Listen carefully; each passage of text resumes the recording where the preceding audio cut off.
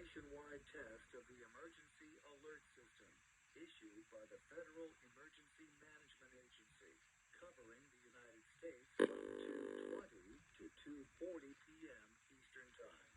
This is only a test. No action is required by the public.